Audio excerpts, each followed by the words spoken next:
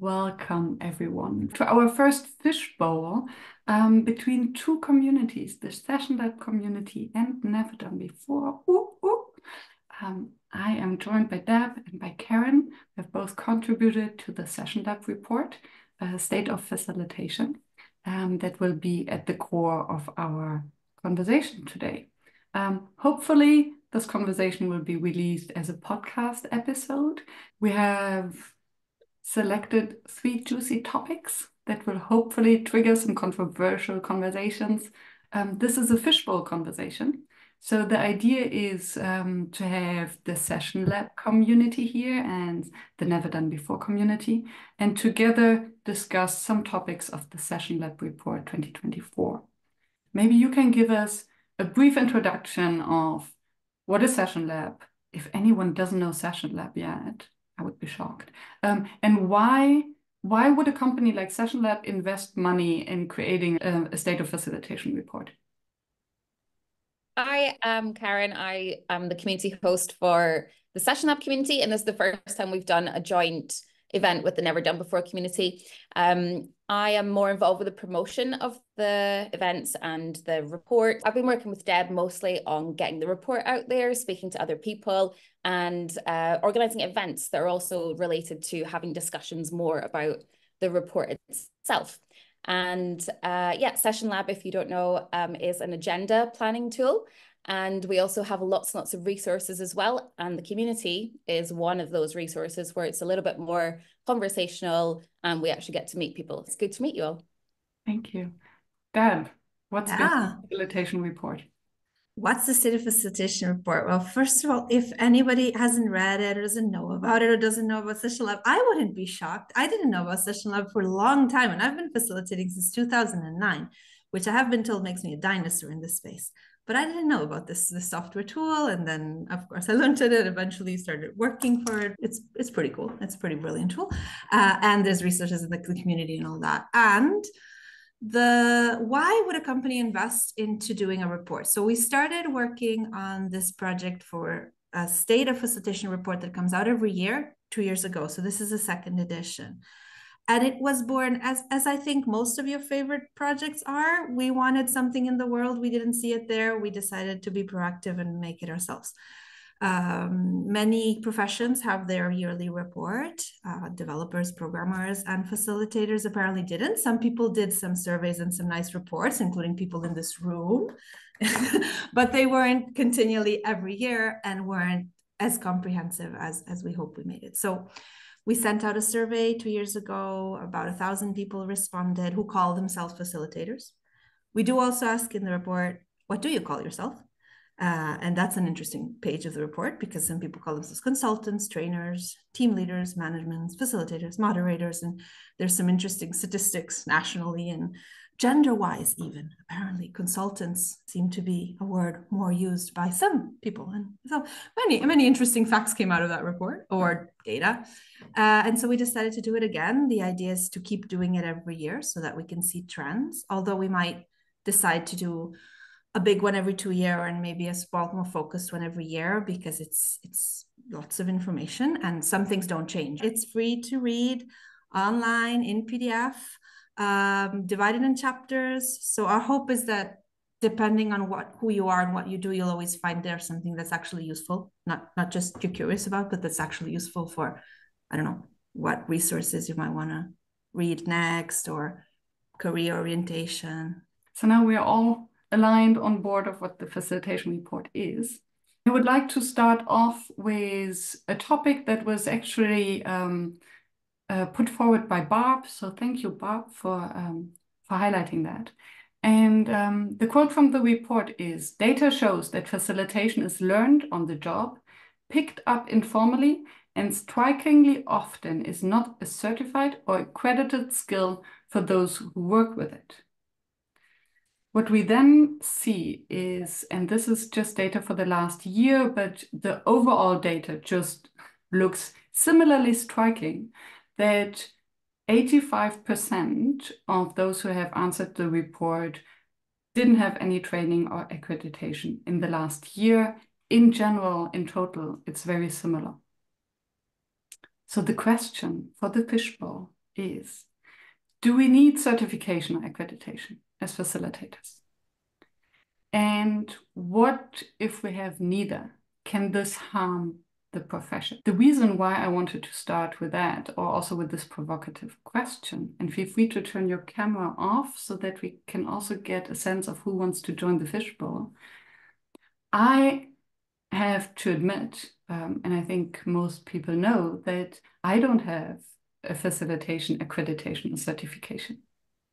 And still, I believe that I'm a good facilitator. And so I have been promoting or sharing that, oh, we don't need formal certification or training to be a facilitator, and maybe we learn best through community on the job and so on and so forth.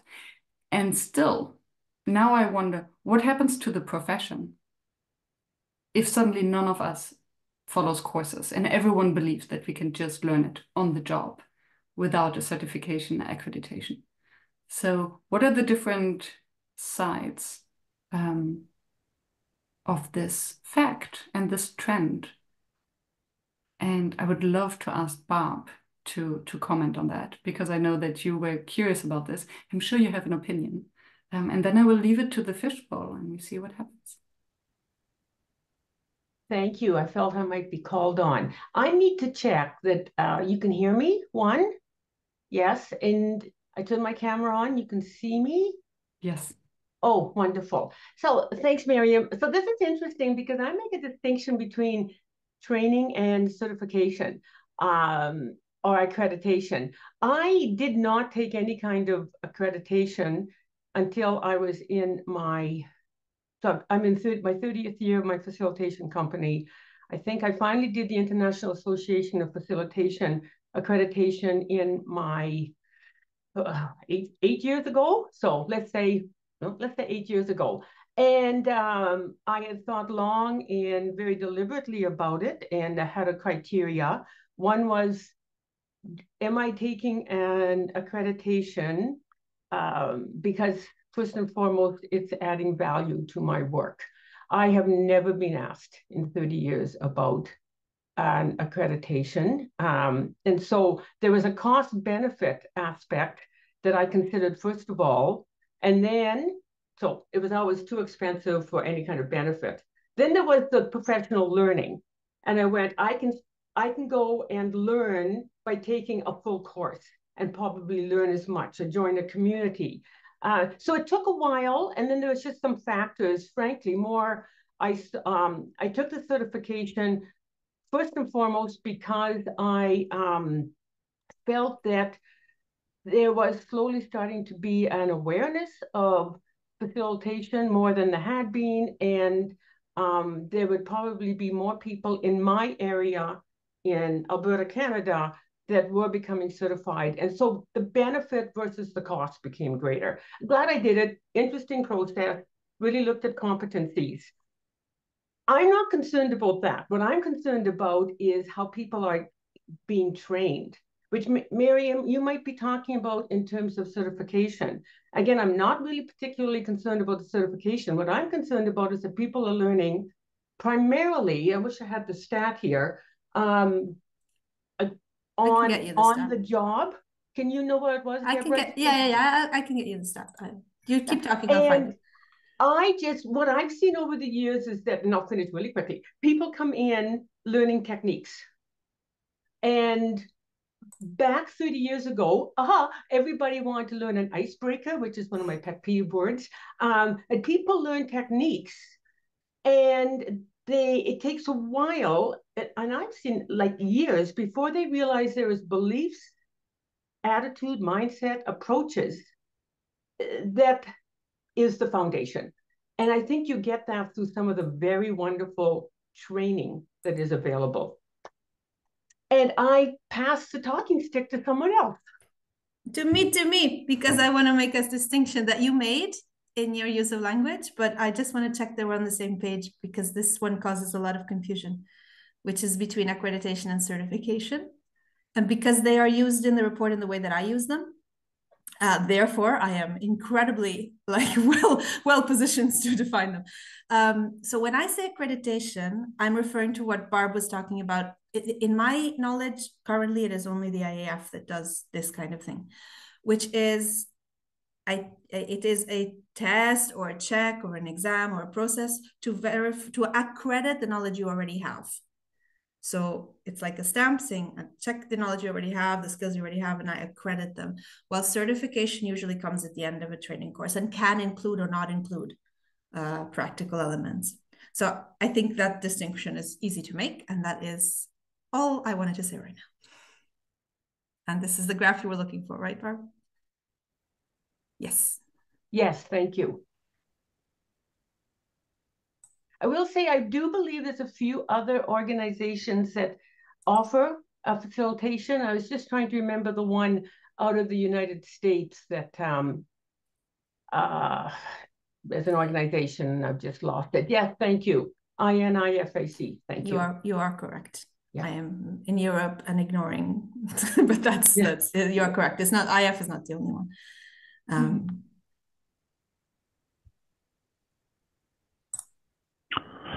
It's Dave here. Thanks, Barb, for that. Good to see you. We live in the same town. We hang out together, so that's the good stuff. For me, one of the on that interesting graph about the where people get an on person, and I had liberating structures, et cetera. I was wondering, with people who are accredited or have IAF or INFAC, those things, are they more likely to have all those other ones, like liberating structures or legal serious play, etc.? And from that spot, like when you get hooked, are you going to get more certifications or more training? And just throwing that out to the group. I was just interested in know. And I'll just say myself, I'm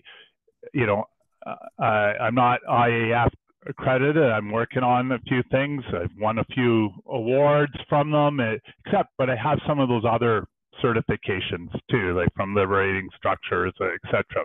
So it's just curious. So are you basically suggesting that they are the facilitators who collect certifications and courses and get accredited? Yeah, Marion, that's where I was thinking, is that true or not? Like, I was just wondering from there, that you get hooked and you start going from there. I think there is something that I observe in many facilitators, is this hunger to learn. And I think that's the reason behind collecting certification and getting training, is to learn something new, discover new methods, find a new way of looking at our work, than to actually have the papers. Because I think that's a very shared experience that Barb said, like, no one ever asked for a certification. For me, in my beginning, certifications or trainings or like a paper that proves that I can do this work was more for myself. It was like, oh, I have this training by yada yada, so I feel more like legitimized, permissioned to do this work. But I also think, or my concern, like I know the IF at least tries to get facilitation as a recognized profession. That's what they're lobbying for. And that is something that always kind of like rubs me a little bit the wrong way, because if kind of an accreditation or a recognition by an institution is necessary, it's a gatekeeping thing as well. Like there are a lot of us who came to this work informally, through like doing on the job, by doing it a little bit within a different job, by self-training, self-learning, or attending training. So it's like more an organic pathway into it. And if there's a recognition needed or an accreditation to really claim this profession, it's difficult for those who did it more informally, especially if we look at the pricing of some of the trainings and certifications and accreditation out there. That's like the majority of the world can't afford that. So if we want more diversity in the people who facilitate, geography, but also like class and all the other things, is like, yeah, then we need to be flexible about how someone comes into the work and not be like, oh, you have to pass something, and then you can call yourself that. So yeah, that's my feeling around accreditation and stuff like that.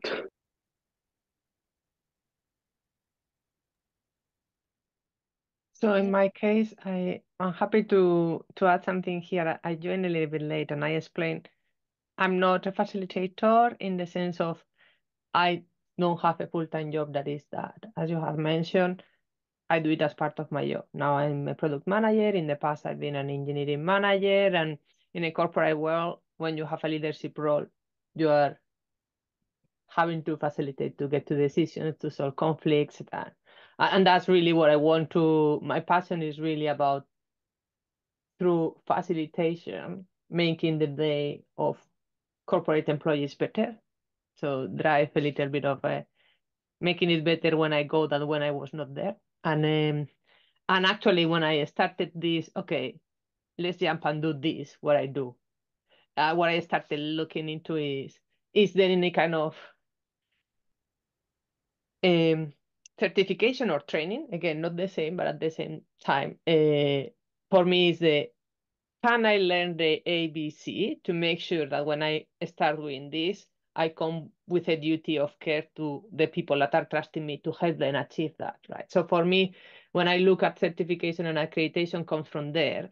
And I think someone has mentioned the fact that I might go through one of those trainings and achieve a certification also gives me my own reassurance to be confident on myself. So sometimes it's about that self-confidence, more about the way to filter. And for me, because it's not regulated, it was so overwhelming. There are so many trainings, so many courses that say, okay, jump in and just to get the journey, right, of joining these workshops or other workshops. So I might not have the certification. No? It's like, I'm an engineer, I have that, I have the title, it's really, but it's about many other, maybe other ways that exist that will give me that confidence.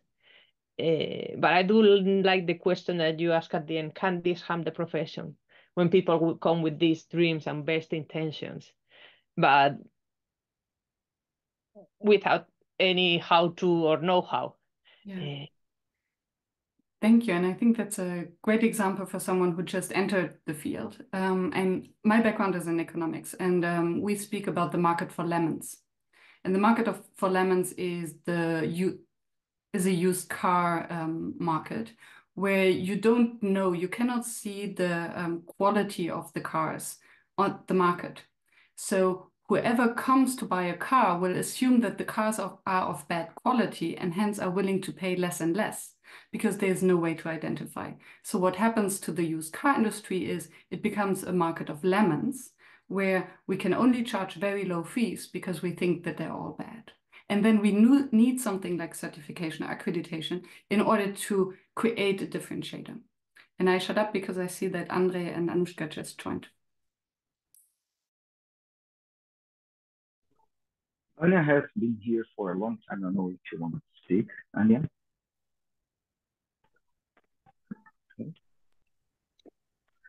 Okay, so I'll just voice the Barb. I agree 100% also of this cost benefit. I'm speaking from Brazil, so Global South. So when we talk about cost, for us, it's even higher. And because in the research in the State of Facilitation report, we also see that word of mouth is one of the biggest, and referrals, and one of the biggest points of clients that we have. But I think we can harm the profession in the long path if you don't care about this. And when we look at coaching, for example, so at least here in Brazil, there has a lot of controversy about coaches because everyone can say they are a coach, and then they begin this movement of accreditation and licensing. And then for me, what comes in mind is a question actually, how to accreditate a facilitator, how to evaluate if someone is a good facilitator or not. So I think that we naturally go through this path of being asked more and more for certifications and accreditation. I think for when you have like a call for proposal, usually you have Like if you have, would be preferred if you have any of those certificates. But as of now, as we are still in a quite in-person relationship, we need less. But my question is to everyone, how to give accreditation? Yeah, there you go. I have quite a response, weird response to it, because for me, a certificate or an accreditation doesn't say someone is good at their job. Like I know a lot of people who have certificates in certain facilitation methods, and they're really bad facilitators. Yeah. So like the paper that says, oh, I'm certified in this method. And I know that the process of IAF is very rigorous. So there is a certain value to being certified by IAF, I think, but it's still like, it doesn't say that you're a good facilitator. And then on the other side, not having those doesn't say you're not a good facilitator. So I think, yes, this can harm us if everyone just comes in and calls himself a facilitator.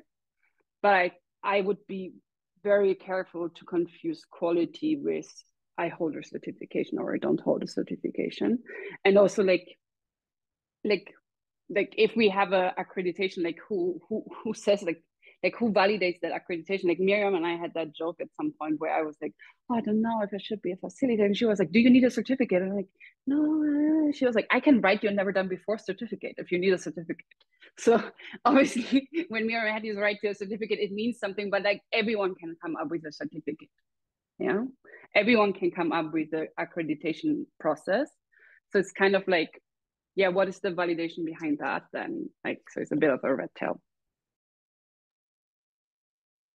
I may jump in. Plus one on this. I think the question that Andre asked about how the certification process happens is a key here. I'm not certified, not accredited, learned on the job. Most of the people I respect in this field have followed a similar thing. I do think it's a good idea to certify, accreditate, simply because it helps to structure the domain somehow, and it can also lead to more recognition for this domain, the skill. But I think it's also not a problem not to have it, because I think informality is actually a low threshold that allows a lot of people to get into this. And I think it sort of leads into the idea of self-managing, self-facilitating teams, which I think is also really, really helpful. But I think that you at least recognize what are the implications, and you have a bit of humility as to what someone can call themselves, having gone through a training or something. I think that's the biggest risk, that people indeed run away being terrible, not having the foundational skills, not working on a presence, and believing that they offer facilitation. And it's just not good enough. A technique is only a set of techniques. And I think, as most of us will recognize, it's a cherry on top of the cake, but it's not the important thing. At the same time, maybe that's going to be my final thing. There's a self-balancing thing that it also, the people that may not have such a grounded approach and not so much humility might give themselves a bad name, and that means that there's actually business for people that are doing the diligent job at that. Exactly like PowerPoint presentations, there's countless really terrible PowerPoint presenters. That doesn't prevent some people to use the tool very well, and it's always going to be around. Actually, that's where I'd like to plus one. I think the other area that could really benefit from a lift or a boost in the profession is meetings. Sitting in other people's meetings where facilitation is just not present. It's like we're all, it's death by meeting.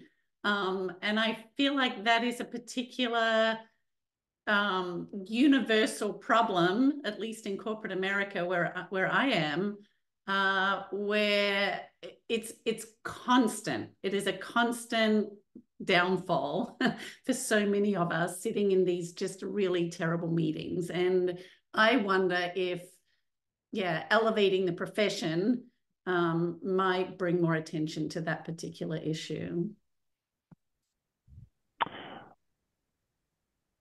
I wondered, just hearing everybody who mostly describes themselves as facilitators or are accredited in some way. I wouldn't describe myself as a facilitator, but referencing other accreditations that I find, it's just sparked an idea in my head.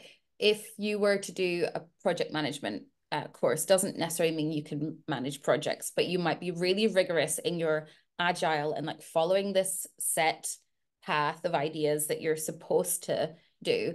And although I think I totally agree with what Anushka was saying about maybe being a learner, always wanting to learn something new, but the application of it when you're actually doing the facilitation, where does that come from? And does it leave space for you to have more creative ideas? Does it leave space for somebody to say, hey, I wouldn't do it that way because this is what this course says you should do? And I think it's interesting, like, what does it leave open if you don't do that sort of accreditation?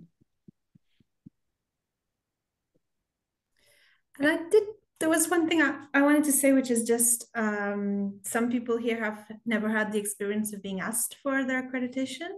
I actually have quite often by public administrations. And that, in my experience, and of course, all these are different countries, that was a moment that led me to change a bit my point of view about whether there's a place in this world for accreditation, which I used to think, nah. And it came from people in public office really wanting to hire facilitators and not having a network of friends that they could ask their friends who's the best facilitator around. And so they looked for a list of accredited people. And that, okay, yeah. And somebody said, I'm sorry, I forgot who, maybe it was Barb, that things are changing as there are more and more people facilitating. And I think this is for me, it was one of these elements. As long as we were very few people in Italy doing it, it was very easy to find a contact point for a client and be like, oh, who is in my area? And now it's getting harder. And so I see a bit more value from the point of view of the prospective client in having some way of being like, okay, who's doing this? And to build on that, I see the link with what Liz was sharing. So I think as more and more people become aware of the skill of facilitation, and maybe they're still sitting in bad meetings, but at least now they're aware that they're sitting in bad meetings. And suddenly there's a skill that is attached to it. So it's facilitation that could be a service to help out of that. And then more and more want to carry that skill with their name. And I think we saw something similar with coaching at some point, where also the world has experienced many bad coaches, and some have complained that coaching is not a protected name or field. And I think that's now what we are seeing in facilitation, that suddenly we might become a victim of our own success. And hence I want to come back to what Andre was saying, is how can we agree what is actually part then of this course or accreditation, or at least the certification? Because what Ewan said, it's not only about the tools and the skills. And I find it interesting that Ewan actually said that he doesn't have a certification because Ewan, you're training liberating structures. So this is then also interesting, and maybe another layer to the conversation, to what extent is knowing very well how to apply a method like liberating structures or design thinking makes you a facilitator, and how much is it actually about the mindset, the presence, the self-awareness.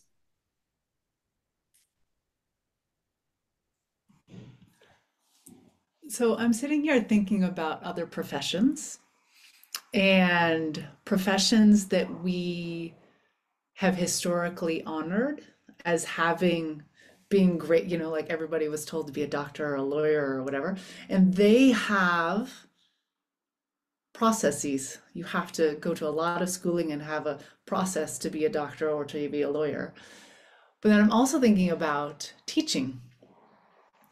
So my first career was as a school teacher, and there is a very rigorous certification program to be a teacher, but yet societies do not honor teachers financially or just in general. And so I'm just looking at these different sides, and I'm thinking about the different professions, and ones that need certifications and accreditations and ones that don't, and where we fit amongst those. And there were some really bad teachers when I was in teaching. even though they had all the schooling and all of the, you know, all the paper that said they were certified. So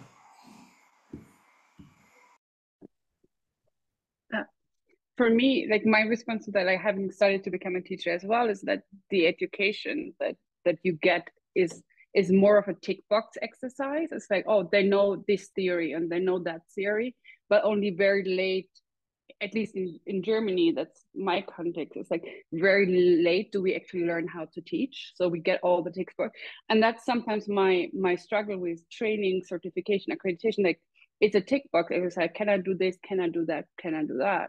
And as long as I pass that tick box, I'm then a facilitator, a teacher, or whatever. But does that actually say I can do the work? Because then the application comes very short. Like all trainings that I've attended had like a 90 minutes. I run a 90-minute session, and that would be like the thing that I pass on. I know that the IF, the big one, is different, but the smaller ones, like you run a 90-minute session and then you get feedback and then you either pass or you didn't. And I find that a challenge. But also, like, I think we need to, in when we look at different training and certification, we need to differentiate who's the target audience. I think there's a value for facilitation training for non-facilitators. So the people who have facilitation as a part of their work, like Liz said, I think there's an absolute value in them getting certifications or whatever in facilitation to add that to their training skills, to their like work skills, similar that, I mean, when I was working in an NGO, they sent me to have a project management training. They sent us to have a public speaking training. So all of those things. And I think having facilitation of that. And then there's the facilitation training for facilitators. And there it needs to be more than, okay, she learned that method. Okay, they know how to do that. So I think it's also a call for the quality of training that is out there for facilitators, that it needs to go beyond a tool, a method, an approach, but actually for them to find their way of holding space and how they can do that.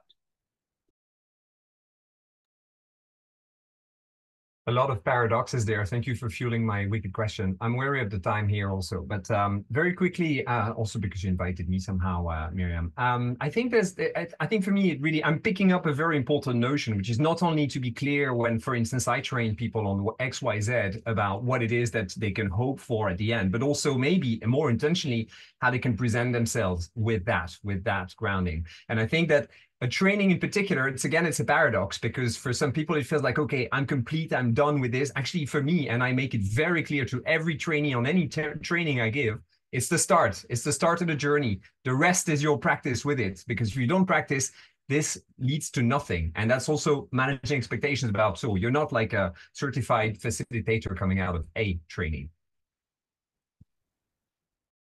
Miriam, so I'll very quickly say that I've been now listening to everybody very, very challenged around the whole concept of accreditation, because as I said, I'm not necessarily believing that a person has to be accredited, although I really believe that a coach has to be.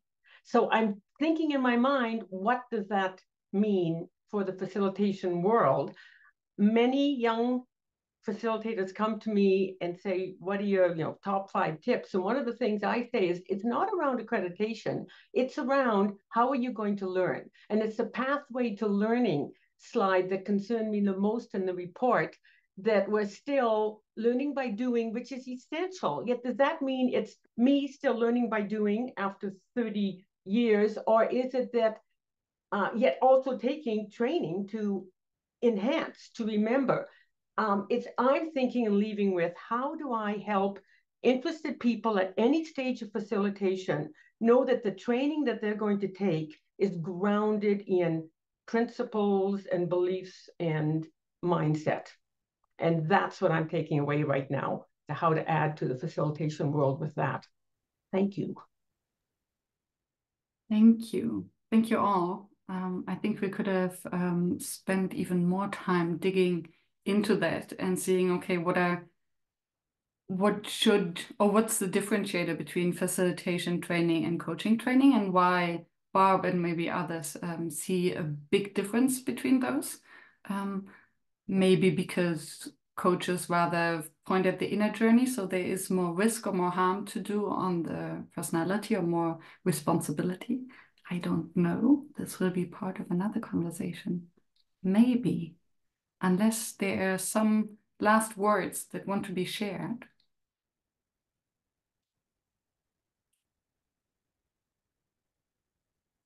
And otherwise, we can jump to another topic, which is another part of the facilitation report is in the past few years, a number of tools have appeared to support facilitators in their practices. Nowadays, we are seeing digital assisted facilitation showing up during in-person events. And when we look at the challenges, then number one challenge for facilitators filling out the report is keeping up to date with the trends. And number two, and many others below, are dealing with conflict or facing difficult situations during sessions. So I am wondering, how much are facilitators actually hiding behind their tech? And how much is tech actually helpful in the facilitation? And the reason I was pointing at that, or where I'm coming from, is I'm again thinking of, and someone spoke about PowerPoint presentations. I think the moment where PowerPoint was introduced as a support, as a tool for speaking, there were more and more speakers, air quotes, who started hiding behind the PowerPoint presentations. And suddenly it was the presentation, the tech, the tool that dominated instead of the content of the presentation. And I wonder whether the same might be happening for facilitation. So are we hiding behind our tech? And is the more and more tech we're having now actually a harm or a risk for the real facilitation profession, so that facilitators are not taking the courses or the learnings to deal with conflict, for instance?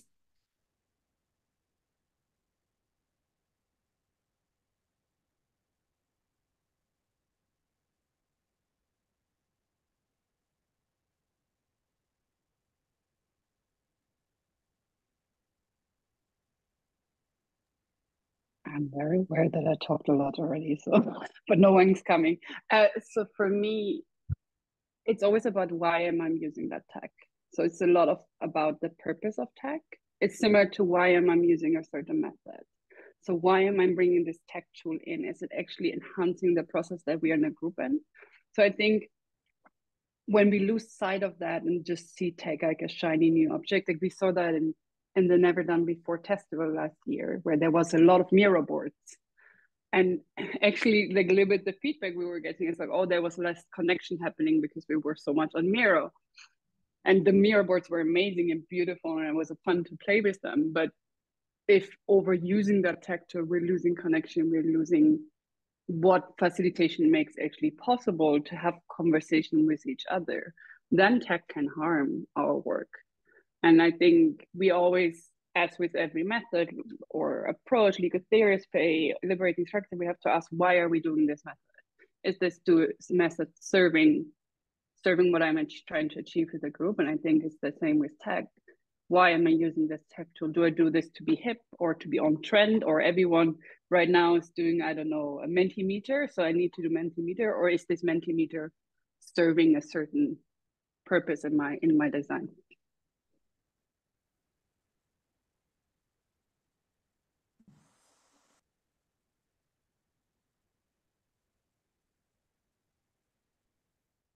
Okay, I'll go in, but I'm just laughing a little bit because just the other day, it was the second session with a group, and we'll have 6 sessions together, and I didn't want to do anything too complex because I wanted them to be engaged and talking to each other because they're still getting to know each other.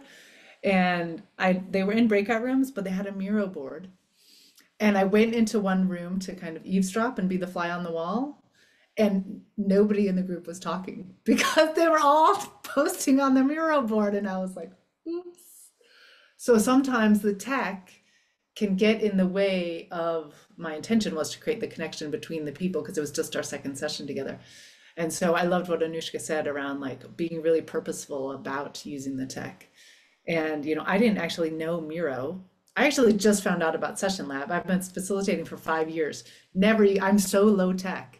And I just found out about SessionLab maybe like a month or two ago. And I found out about Miro board by a participant telling me about it and saying, hey, maybe you could use that. So I just think it's funny. Michelle. Yeah, so my first work in facilitation was remote through Mural. And so I got up on the tech pretty quickly and easily, but I'm finding when I bring in particularly the whiteboard like Mural, the setup is so important. The script around what are we doing here? Why are we doing it? And then just orienting people around the tool. Like you have to build that in, but you also have to do it quickly. So it's knowing, having people really focused and even giving them prep around before they even enter the session. We're going to use this tool. Here's what it is. Here's why we use it. For the most part, I've gotten positive feedback on the different tools, even SessionLab when I'm working with clients on the agenda, sharing the SessionLab with them, makes them visualize it really quickly and easily. So I'm seeing benefits, but you're right. I think, you know, really being clear in your communication, either with your clients or with the participants about what this is and why we're using it. And what the expectation is. You know, we're not expecting you to be experts and do this, you know, and being patient with people around tech is really, really important. I am trying to stick to like the role of like holder of the report, because I did want to say that I find it in this, yes, we noticed and we highlighted in the report a rise of digital tools, and especially of digital tools in person, which I think is very interesting. Like you see sessions, I had never seen sessions before where a facilitator might ask people to get their phones and do Mentimeter and project it on the wall, and it's all very exciting. But I do want to say, these are the top tools for planning, delivery, and evaluation aggregated 2023, and 70.5, like number 2 is offline tools, pen, paper, and markers. So I just want to say it's, and the others seem to me a lot just the basics of maybe online collaboration tools and productivity tools, forums. And so, yeah, so I wanted to share that yes, there are fancy, shiny things, but also pen and paper. Thank you.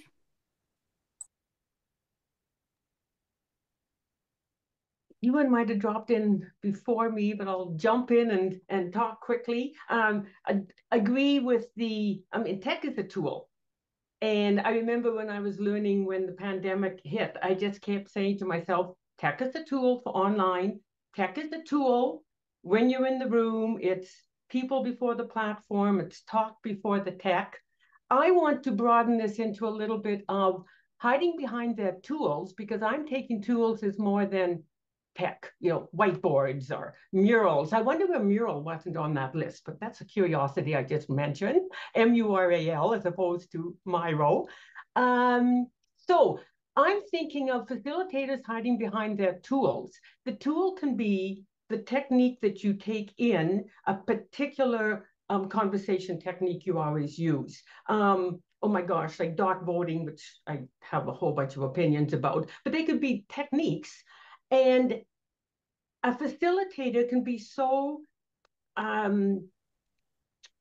ingrained in their one technique that they're not able to change as they need to. It goes back to my comments about training. Am I a little passionate about this? Attitude, beliefs, philosophies, principles.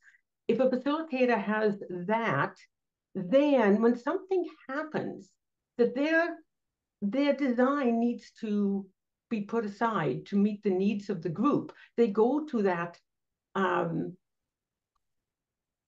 way I am going to be with the group, the 3 core things I hold in my mind when there's conflict, when there's a readjustment, and they can redesign on the spot. So I think we have to be sure we don't hide behind the tools in any setting. And it's not just tech tools.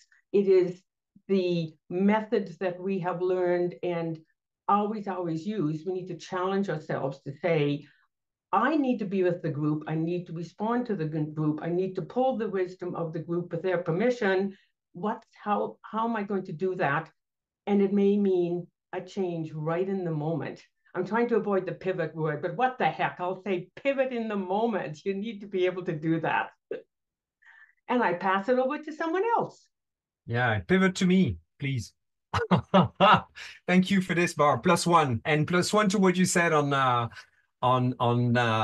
focusing on the group and on what Anushka said about purposeful. I think this, for me, this is really critical. Sometimes it can actually be purposeful, the use of a tool, but it's still getting in the way. Like if you have a short session and the tool is quite unwieldy and it takes too long for people to get a hang of it, then don't bother. I mean, personally, I prefer low tech because of that, because I want people to really focus, but to each their own. We have different preferences also there, so long as it's purposeful. I do find it's anyway good to educate ourselves and try some of these tools in safe-spaced environments to see how they work, what they can do, whether they work for us, whether they work for the groups. And just a couple of final thoughts on this. It can also be actually, first of all, especially for online meetings, when it's a bit, sometimes it can feel a little bit more work than on site to engage people. It can be a great way to break the rhythm, the monotony of plenary breakout, etc. Something. You can also do some things with some of these tools that you wouldn't be able to do otherwise. So it actually allows you to open your panoply of options. And finally, I think that also recognizing, particularly maybe for younger generations that are like just much more natural with screens and everything, with tools, it might be actually another way to attract them to the substantive work of facilitation via the tool angle. So for all of that, there's some good things about tools also. Absolutely. I'm just agreeing with the idea of tools and bringing new people into the world of facilitation as well. And with the right tools, I often see facilitators who are, if it's in the right hands, it's one of their magic pieces as part of their workshops. So if it's a tool that feels like it's part of their signature, as I think Miriam has brought up the conversation of signatures in facilitation as well, then it can work a lot of magic. I've experienced a Miro board that was beautiful, and we went through some doors in the NeverDoneBefore festival, and it was all these magical little rooms, and it made the experience really memorable. And then yes, it was Lucy, that's who it was, absolutely. And I've seen other situations when a Miro board has been plopped in front of me and I can't figure out what exactly you want me to do with it. So in the right hands, it can be super magical, but if it's just there and the person is literally hiding behind it, then it doesn't feel right for me. Yeah, thank you for pointing that out. It's when is it an enhancement of the experience and the purpose why we are there in the first place? And when is it a distraction? And it then also combines beautifully what Barb said with what Teresa said, where she went into a breakout room and everyone was silent, just putting stuff on sticky notes. And I think this brings us back to the art of facilitation, where we have to differentiate when to use which tool, as you said, in the right hands. It's beautiful. If we want to facilitate a deep conversation, don't put sticky notes and a Miro board in front of them, because of course they will focus on filling in the stickies. But if you want to capture information and want to have many ideas with which you can work afterwards, then yes, use a Miro board or mural to capture these ideas.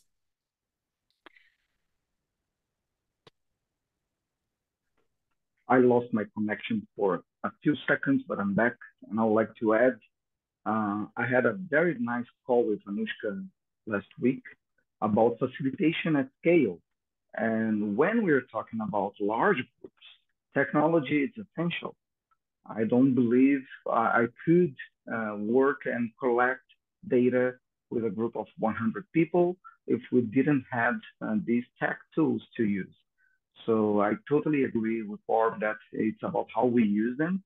And I think we have to have literacy on that. So because we use tools for everything, right? So even like we have to fill the group.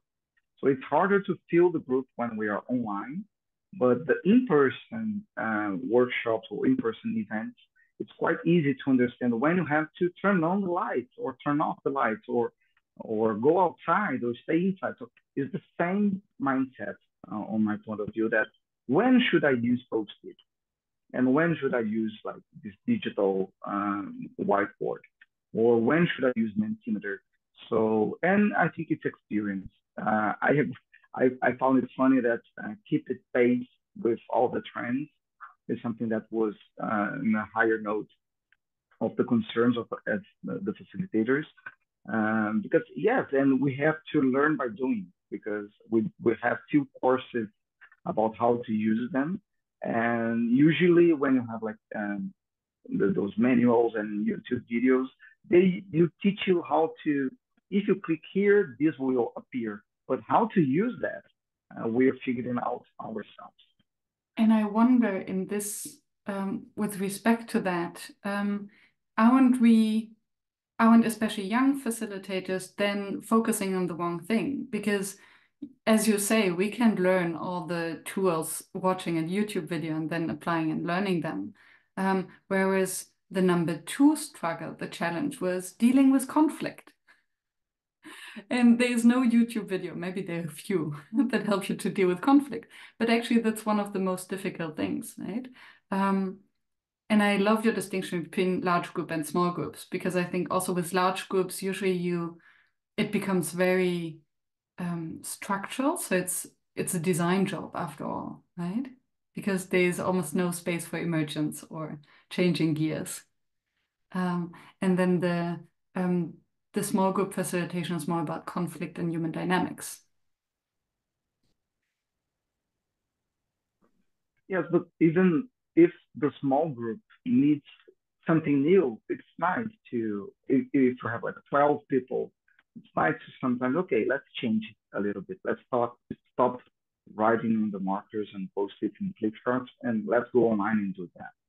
I was facilitating a group of very techy people, and for them was useful to everyone grab a laptop or and then go there and digitally engage instead of working on paper because they were concerned about the letters and if people will be able to read them or not. So for me, it's more about reading the group. Of course, if you have a large group, you have to use technology. Otherwise, it's going to be time consuming, and time is something that we'll have to manage a lot during our workshops. Right? Yeah, thank you. And so what I pick up is there are many different layers, so it's difficult to say. So when we talk about tools and digital tools, are we talking about the tools that are essential? Because obviously Deb was pointing out that most facilitators are using Zoom. Of course, if you do online facilitation, you need a video platform. But then what are the tools and what is the context in which we're using the tools? Because just as Andre just pointed out, for large groups, we do need tech. For smaller groups, we might go without tech. And then depending on the type of participants we have. For example, like what I do when I facilitate, well, it depends on like, I start like checking like what I will do. For example, last time like I did a huge facilitation was a lean inception. So it's sort of like 7 activities to start developing a project. And I started looking for lean inceptions that were already made, also looking in the books. And what you said about like, obviously we can't know which type of conflicts are we going to have, like when the activity is developing. But what I did do is that I read about like, what can I do when I facilitate remotely with a group of 45 people, like, and okay, when you realize that in Zoom you have to take turns to talk, it's like we have to have another type of tool that will help me. Obviously, we use, for example, in my case, Teams. It could be Zoom, like this camera tool. And as I'm a designer, I usually use Figma, and Figma has FigJam, that is another tool that is sort of like a Miro, where you can also build these types of start describing the tool. Usually what I do is when I plan a facilitation, the facilitation should be explained by itself already, you know, and I also have like an agenda, and I explain with different times, like the all the activity. And when the activity is also long, I just explain like the first step, then like we gather in the second step, explain the second step, and stuff like that. But conflict is something you never really like can predict. So that, I think that it's only like experience gives you, and doing a lot of facilitations gives you that experience of, hey, I have an icebreaker over here. Or there are sometimes, for example, in Figma, there are sort of like plugins and rules that let you vote, like, okay, we're not getting to any decisions, but we need to get to decisions because the time is counting, you know? So those kind of things are also some of the things I do. Thank you. And as we are approaching the end of our time together, I was wondering, with everything that we have spoken about, so how do you keep, and that's maybe, can hear from the different voices, how do you keep learning and leverage between the art, the craft, and the science of facilitation? So yes, they are the tools, they are the tech, they are the communities. How do you leverage? Where do you put your focus on so that you don't get overwhelmed by to catch up?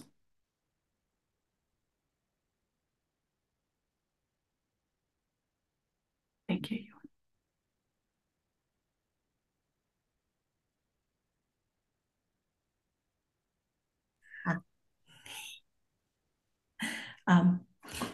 Holder of the survey and report.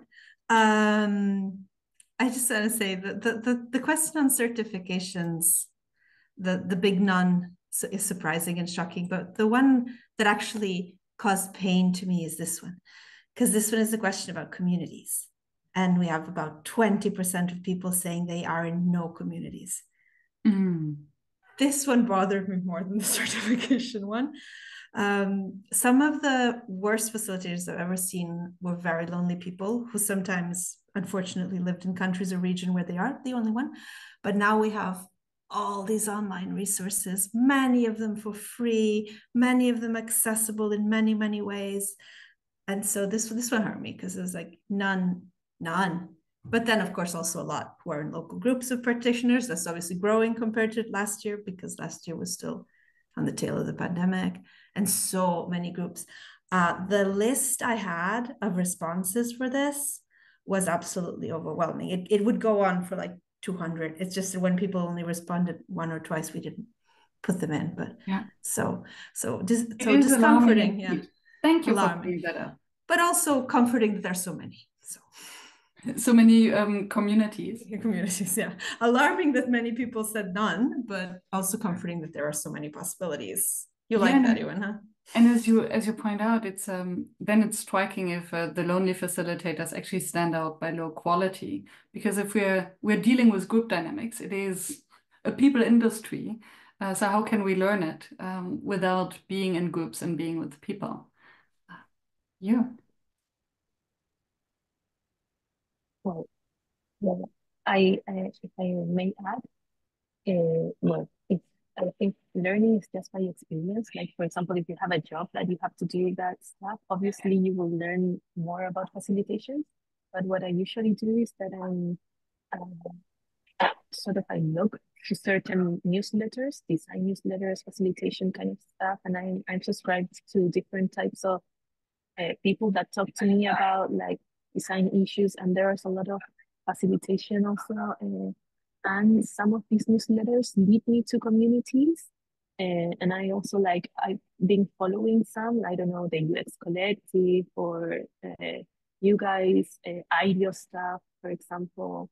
I also now have been researching, I don't know if you know, like this application Discord. Discord also leads you to different sort of online communities. There you can share stuff, tips, tools. Yeah, +1 to community as human beings. I mean, it's the beginning and the end of it all, isn't it? We need each other, otherwise we don't survive. It's as simple as that, really. So, so communities, yes. I think, yeah, for me, a few sources that work for me, communities, and of course, Never Done Before, not a surprise, is one big one. I'm part of various communities, more or less structured, more or less frequently meetings or not, but yeah, it really makes a lot of sense. And podcasts like workshops work, but not just are really helping. But even on LinkedIn, you can follow some people that post some really good things. I mean, a tip is Thomas Landhaler, well, sort of friend, acquaintance of us. He posts amazing stuff every single day about facilitation. Very, very practical tips that I think really help us keep sharp. Co-facilitation, I find, is really good to keep learning because you reflect on different ways. And if you co-facilitate with more people, different people, really helps. Books, of course, and we have on this call Teresa, who is like she's a book curator. You have no idea. So go to her if you have any question on that. And bridges with life, because I think facilitation is a life skill. So I do find a lot of bridges in what I observe even with parenting, with what's happening on the street, with neighborhood, with whatever. And the final thing coming from a knowledge management domain myself is self-learning, sort of critical reflection. Going on, and of course after any particular gathering event, debriefing with the clients, debriefing with the co-facilitators, it reveals just so much. Feedback is a super powerful thing.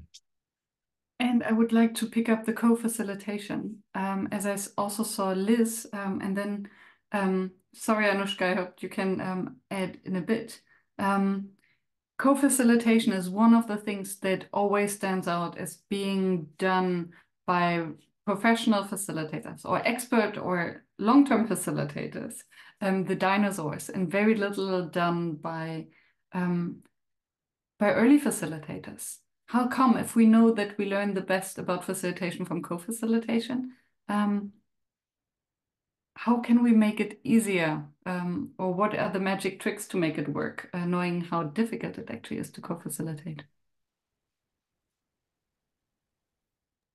And I think my comment can yes end that because like the aspect of community that makes them such a big learning space for me beyond just like the exchange I have with other practitioners is being able to try out stuff in a safe environment with a co-facilitator where I will receive feedback from peers who want me to learn from this. Like it's not feedback that it's like, oh, you didn't do that well or that didn't do well, but it's always, at least for Never Done Before, which is my active community, is like I've always received feedback from a point of supporting my learning, supporting my development. So really this trying out in the safe environment for me is what makes communities, beside all the other amazing things about communities, makes communities so rich.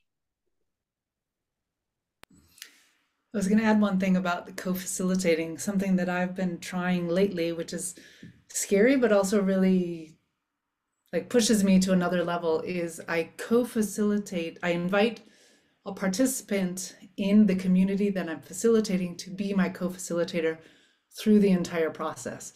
So it's an employee at an organization who wants to up their facilitation level. And so it becomes kind of a facilitation mentoring relationship, but they push me to really think about how I'm facilitating. And then I get a lot of really great ideas. And then I can bill it to the company at a different level because it's kind of a mentoring coaching relationship. So I have kind of the tech assistant and I have a co-facilitator, but from the organization, not external like me.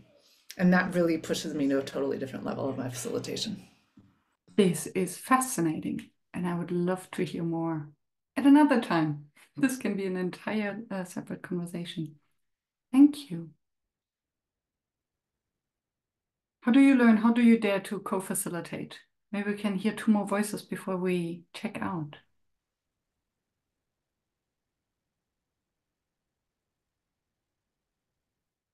I'm just keen, as the newbie here, I'm just keen to tell how am I doing now. In my case, I have a role of a product owner in a company that is using the Scale AI framework for delivering software products. So I partner very closely with the release train engineer.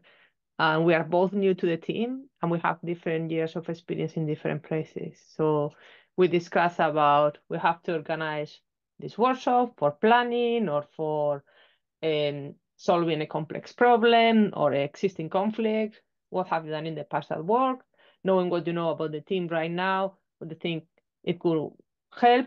And because both of us come from different places, and going back to the remote approach that Andre was mentioning, part of my team is in Egypt. I'm Spanish, but I'm based in UK. We also understand our teams in each location, from the coffee chats and things like that, that co-facilitating with someone in a different role with different experience, knowing the environment. So having that purposeful preparation brainstorming. So it's not about the workshop, it's about everything you do before, right, to prepare for it. Is the way I'm trying to learn from others. I love that. And it's basically leveraging the different areas of expertise. Also knowing the people we are facilitating for. In the case of what Teresa was mentioning now, you come as an external, and hopefully we'll do that in the future. And that brings, you come there with a perspective. In my case, I'm facilitating for my team, which comes also with its own challenges, but advantages, because you know how some people might react or not, or what might or not work for them. I would like to add one thing that is take risks. So try new things. I think we can be quite comfortable on the things that we know will work and we know we can do it, but then to be challenging ourselves and taking risks and trying very, very difficult and new stuff on site or during the workshop, I think it's a way for me to learn a lot. And then, of course, getting feedback on and taking notes of what worked and what wasn't good. But taking risks, it's my way to learn and to improve myself.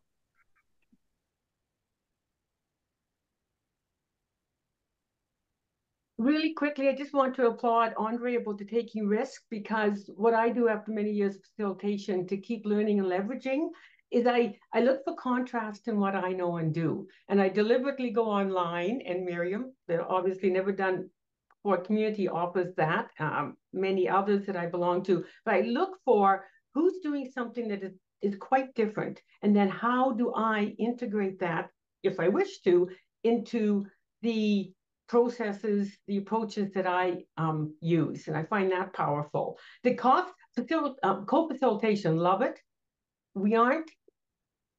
I'm not hearing the client willingness and being able to pay for it, or I then have to decide, how do I bring a co-facilitator in and split a very low fee? So there is a business aspect that sometimes I'm not hearing in the co-facilitation world.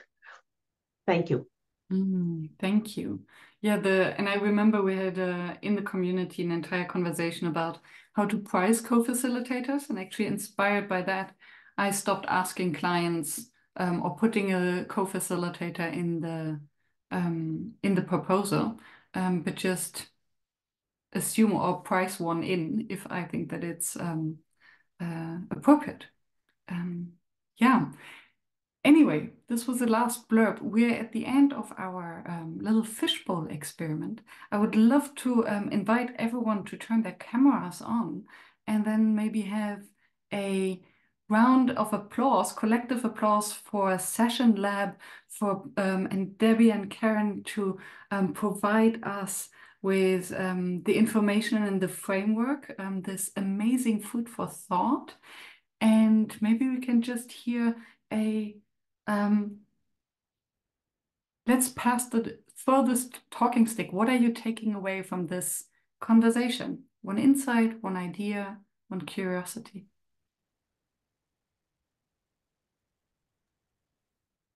I'll talk first because I need to go. To be very intentional about how I help my trainees to present themselves to the world after the training. Thank you so much. This has been great. Do I pass it on, or anyone can take it?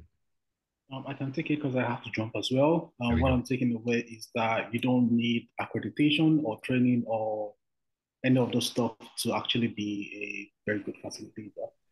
So, yeah, I can pass it on to Teresa.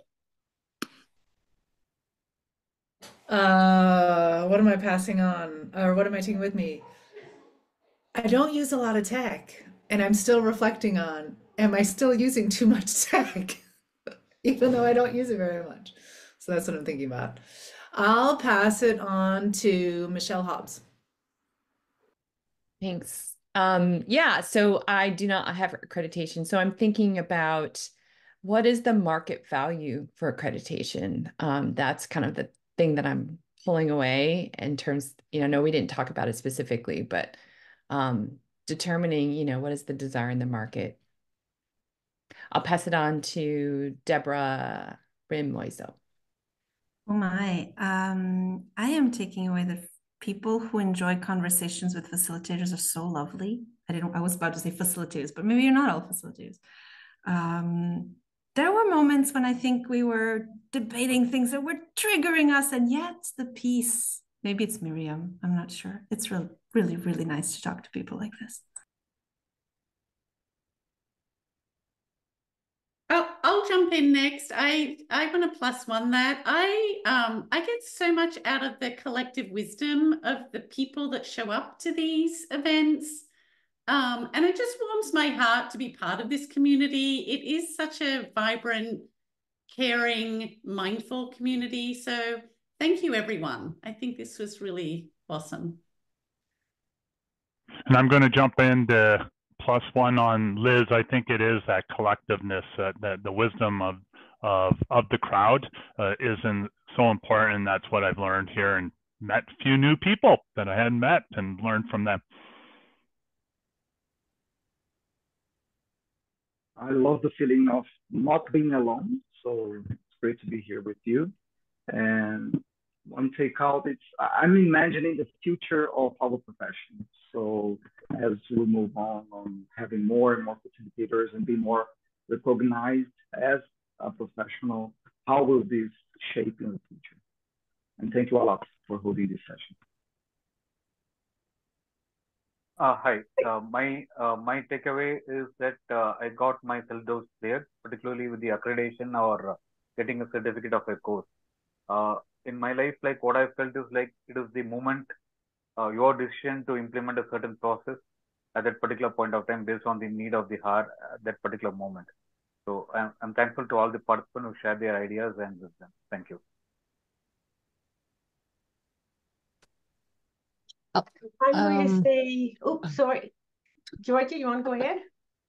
Well, thank you. It was lovely hearing all this different thoughts and discussions. I'm gonna reflect on the accreditation because it had bothered me a lot. So it was very good to whether I need it or should I find it, and which one is the good one, or is any good one, and exactly is there any value behind that? And I just loved listening to this group, being part, and just getting involved in this. Thank you. And I'm going to say the heartwarming again, and thought-provoking. And I'm leaving with a very beautiful start to my day from the heart. And in the head, I'm really rethinking accreditation. Is it absolutely essential? I'm thinking it may be more for the growth and the credibility of the facilitation profession. Thank you all so much.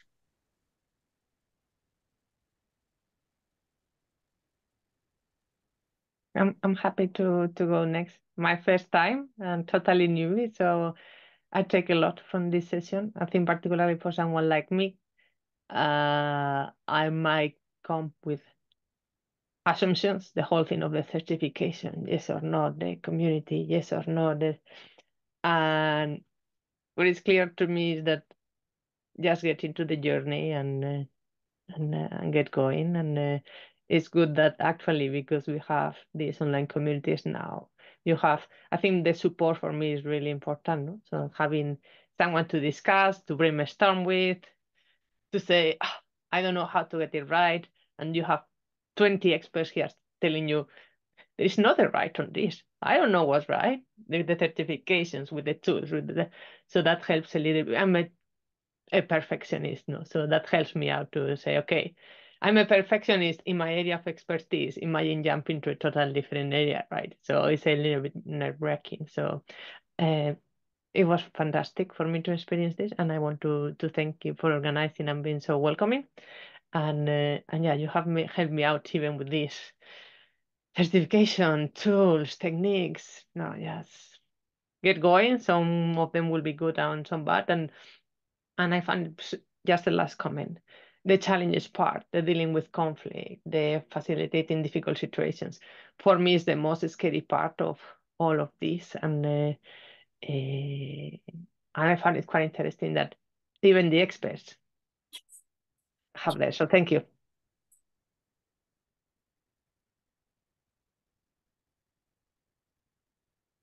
Shall I jump in next?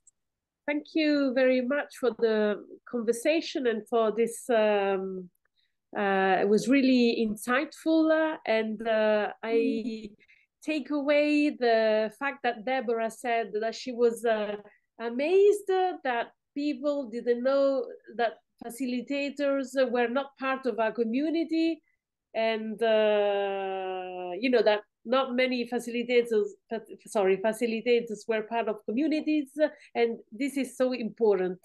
And I think sometimes people don't know that it's important. Sometimes you don't make that jump, you know, to say that really it's really important to be part of our community.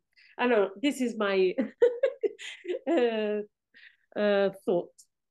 Thank you very much, Miriam, everybody. Thank you. I'm taking away that everything is much more complex than it seems.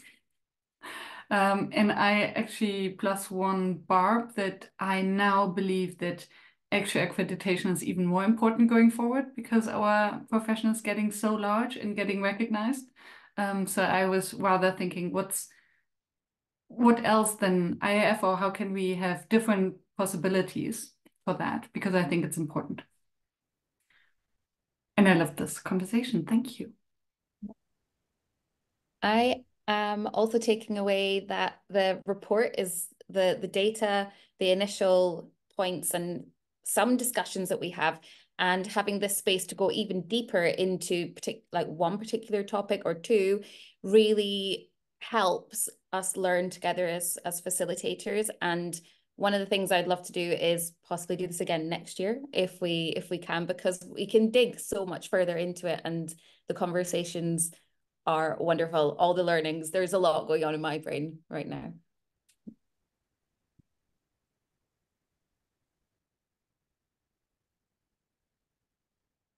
Everyone checked out? Wonderful. Thank you so much, and have a wonderful day. Thank you so much for hosting this. For hosting this. Thanks for joining us. Bye-bye. Thank you, everyone. Bye-bye. Bye-bye.